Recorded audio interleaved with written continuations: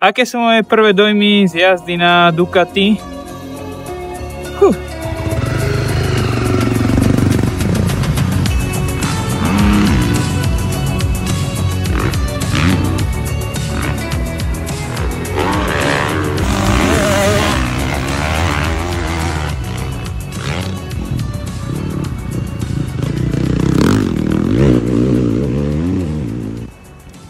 Je to úplne niečo iné ako KTM-ka.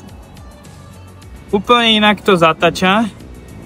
To ťažisko na prednom kolese je úplne oveľa lepšie ako na KTM-ke.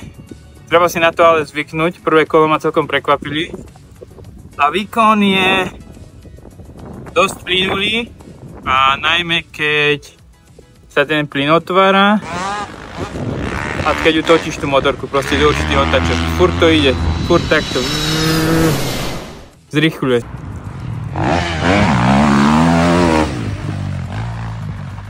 Uvidíme na ďalšom testovaní a na väčšej trati, takže tak.